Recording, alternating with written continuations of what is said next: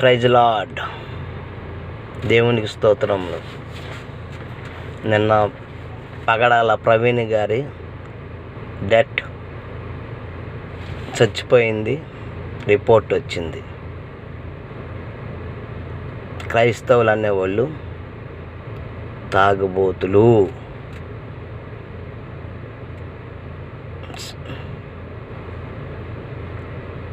నీతి లేని వాళ్ళు. అంటే క్రైస్తవులు అనేది విలువ ఇంతే, వీళ్ళు బతుకు ఏమైనా చేస్తే క్రైస్తవుల్ని మేము సమాజంలో బతకనేము అన్నట్టుగా. సార్, గవర్నమెంట్లో ఉన్న ప్రతి ఒక్కళ్ళు మేమేం చేయలేకపోవచ్చు, కానీ దేవుడు ఒకడున్నాడు. గుర్తుపెట్టుకోండి, దేవుడు ఉన్నాడు. ఈరోజు మీరు గుండె మెచ్చి వేసుకుని చెప్పండి, ఏది అచ్చా లేదా అనేది మీ హృదయానికి తెలుసు, మాకు తెలుసు. మేము రోడ్ల మీదకి అల్లరిక చేయటం కాదు, మేము అల్లరి చెయ్యం. దేవుడు శాపం నుంచి ఎవరూ తట్టుకోలేరు. ఒక 6 నెలల్లో ఎవరైతే ప్రవీణ్ గారి కేసుని ఇబ్బంది పెట్టారో, ఎవరైతే ప్రవీణ్ గారిని చంపారో, దేవుడు చూపిస్తాడు శిక్ష అనేది. మేము రోడ్ల మీదకి వచ్చి పోరాడిపోవచ్చు, కానీ మమ్మల్ని చంపేయచ్చు. ఈరోజు కాదు, రేపైనా చంపేయచ్చు. కాదంట్లా ఏమన్నా పెడితే తీసుకెళ్ళి జైలు వేస్తారు, అంతకు మించి ఇంకేం చేయరు. చంపారు కదా. ఒక నిజమైన దైవ సేవకుడి కోసం ఒక తాగుబోతు అని చిత్రీకరించిన వాళ్ళకి నా పేరు కిషోర్. నేను నా పిల్లలు ఎలా జీవించినా పర్లేదు,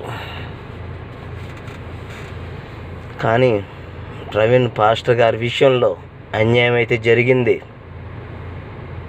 దేవుడు ఉన్నాడండి, మర్చిపోకండి. ఎవరైతే ఈ రిపోర్ట్ని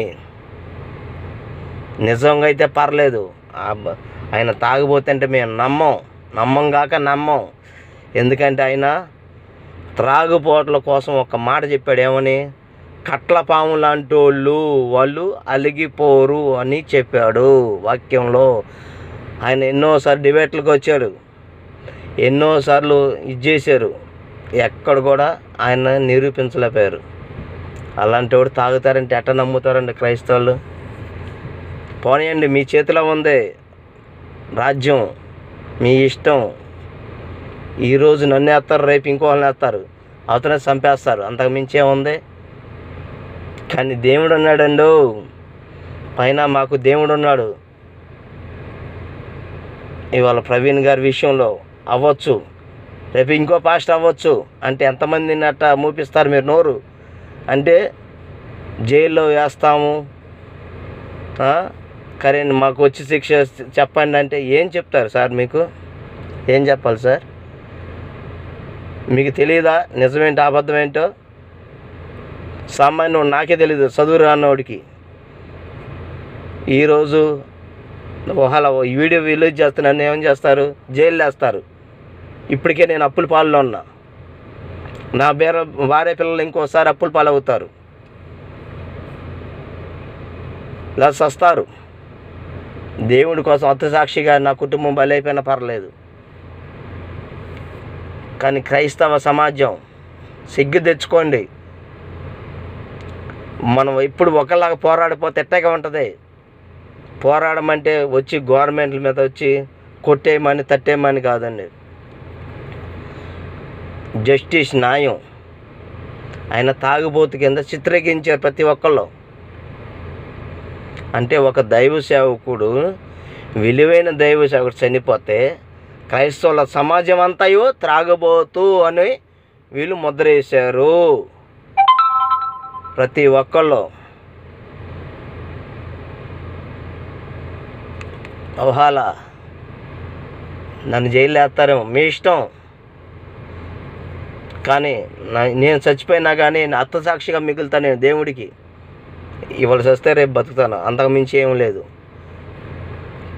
కానీ నిజం అనేది నిలకడగా తెలుసుదాన్ని మీకు ఇంకో 6 నెలల్లో ఎవరైతే ప్రవీణ్ గారి కేసుని మార్చి రాశారో నిజమైన సావు అయితే పర్లేదు, అది మీ మనస్సాక్షి మీద ఒప్పుకొని మీరు ఒకరోజు అనేది దేవుడికి శిక్షార్హులుగా అవుతారు.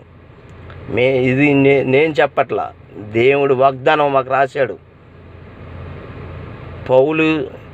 పౌలు శీలగా తండ్రి సొలొమోను కింద మాకు జ్ఞానాన్ని ఇచ్చాడు. సొలొమోనుకి ఇచ్చిన జ్ఞానాన్ని మాకు ఇచ్చాడు. మా జీవితకాలం మేము ఒకళ్ళని గౌరవించాలి, ఒకళ్ళని ఇదవ్వకూడదు. మాకు ఇచ్చిన జ్ఞానం అది. మేము ఎవరి మీద దెబ్బలాడట్లేదు, ఎవరిని రెచ్చగొట్టట్లేదు. క్రైస్తవులు అనేది మాకు న్యాయం జరగలేదు, అది మేము చెప్పాల్సింది.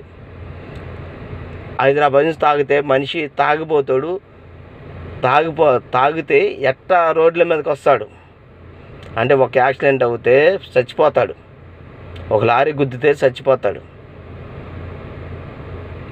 మరి లైట్ లేకుండా ఒక తాగిపోతాడు అన్ని స్పీడ్గా వచ్చారంటే మీరు జ్ఞాపం చేసుకోండి, మీరు ఎట్లా చిత్రీకరించారు క్రైస్తవుల్ని. అంటే ఒక్క క్రైస్తవుడికే కాదండి మీరు చిత్రీకరించింది, ప్రతి క్రైస్తవుడిని అట్టగన్నారు మీరు. మేము రెచ్చగొట్టట్లేదు సార్, మేమైతే రెచ్చగొట్టలేదు. మా బాధ మేము చెప్పుకుంటున్నాం. ఎందుకంటే ఎవరికి చెప్పాలి మా బాధ, ఎవరికి చెప్పాలి మా బాధ. వీడియో ప్రతి క్రైస్తవుడు దేవునికి ప్రార్థించండి, ఏమని? న్యాయం జరిగించాలి. దేవుడి విషయం ఇది. దేవుని యొక్క సైనికుడు ఒక అతను చనిపోయాడు, దేవుని బిడ్డ. కానీ మనలో ఉంది, పోరాటం ఉంది. కానీ జనాలకు వచ్చి అక్కడ ఇక్కడ బంధువులు కాదని మనకు కావాల్సింది ప్రార్థన ద్వారా మన బలాన్ని సాధించాలి. దేవుడి యొక్క బలాన్ని వాళ్ళకి ఒక్కసారి రుచి చూపించామంటే దేవుడే చూసుకుంటాడండి. వాళ్ళ మనస్సాక్షికి వదిలేస్తున్నామండి మేము ప్రతిదీ కూడా. నేను తప్పుగా మాట్లాడితే నన్ను క్షమించండి. కానీ పగడాల ప్రవీణ్ గారు ప్రతి ఒక్కరికి పాతకాలం నుంచి కూడా చెప్పాడు. అది అన్ని బైబిల్ చదివిన వాళ్ళకి అర్థమైద్ది. గుర్తుపెట్టుకోండి, అనవసరమైన క్రైస్తవుని ఎంతోమందిని జైలు వేస్తున్నారు. వేయండి, మీ ఇష్టం, మీది రాజ్యం. దేవుని రాజ్యం అనేది ఒకటి ఉంటుంది మాకు. మీ రాజ్యం ఇదే, మా రాజ్యం దేవుని రాజ్యం. ఈరోజు మేము హతసాక్షులుగా అవ్వచ్చు, ప్రవీణ్ గారి లాగా మేము చంపేయచ్చు హతసాక్షులుగా. కానీ చనిపోయినా మాకు బాధ లేదండి. దేవుడికి సాక్షులుగా మిగులుతాం మేము. ఎంతమంది క్రైస్తవులు చంపేశారట్టగా, హతసాక్షులు అవ్వాల దేవుడికి. ప్రతి ఒక్కరు అట్టగా అవుతారు. సాగు గురించి భయపడమని క్రైస్తవులు అనేవాడు. ఈరోజు నీటి లేని జీవితం మాది. ఎవరైనా కానీ నీటి లేని బుడగ లాంటిది. నీటి మీద ఎంత బురగొచ్చి ఎంత నిమిషాలు ఆరిపోద్ది, అదే బుడద మా పైన వస్తుంది. కానీ మేము బాధపడమండి. గుర్తుపెట్టుకోండి, ప్రవీణ్ గారు ఇచ్చిన రిపోర్ట్లో అది కరెక్టా లేదా అనేది మీ మనసాక్షి తెలియాలండి. దేవుడి శాపం మీకు తగలపోతుంది. అది కరెక్ట్ కాకపోతే మీ మనుషులు మీరు గమనించుకోండి. ఎందుకంటే మీరు చేసింది మీకు తెలుసు అది తప్ప రైట్ అనేది. మేము ఎవరిని నిందించట్లేదండి, మేము ఎవరితో గొడవ పెట్టుకోవట్లేదండి. వేస్తారు, జైలు వేస్తారు, వేయండి. అంతకుమించి ఏమైనా చేస్తారా? లేదా మనిషిని చంపేస్తారా? మీ ఇష్టం అది.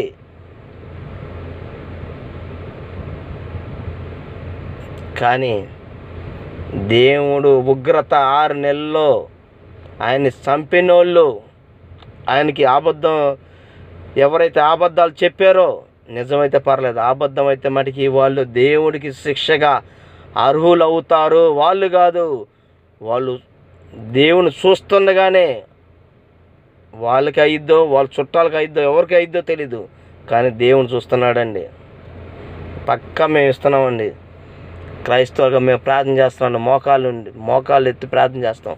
ప్రతి క్రైస్తవుడు గుర్తుపెట్టుకోండి, మనం మోకరించి ప్రార్థన చేయండి. ప్రవీణ్ గారి విషయంలో క్రైస్తవతనాన్ని ఇవాళ వదిలేసామంటే ఇలాంటి వాళ్ళు మనలాంటి వాళ్ళు ఎంతోమంది బలి అవుతూ ఉంటారు. ప్రవీణ్ లాంటి అంత మైండ్ సెట్ ఉన్న ప్రవీణ్ గారిని ఇది చేశానంటే దేవుడికి తెలుసు. హతసాక్షిగా అయ్యాడు ఆయన పైన సావు పైన ఎంతమంది కథనాలు పుట్టించారో ఆ కథనాలే నిజమైనవి. అందుకని ప్రతి ఒక్క క్రైస్తవుని ప్రార్థించమని ప్రార్థిస్తున్నాను. మనం దొంబేలికి తాగి వ్యసనాలు చేసి క్రైస్తవులు అంటే ఏంటి అనేది ప్రతి వాడికి జ్ఞాపం చేసుకోండి. క్రైస్తవుడు అంటే దేవుని తర్వాత మనం దేవునికి ఫస్ట్ ప్రయత్నిస్తాము, ఒక గుంపులాగా ఉంటాము అని తెలుసుకోండి ప్రతి ఒక్కళ్ళు. దేవుడు నాకు ఇచ్చిన అవకాశాన్ని బట్టి కృతజ్ఞత స్తోత్రములు. హల్లెలూయా.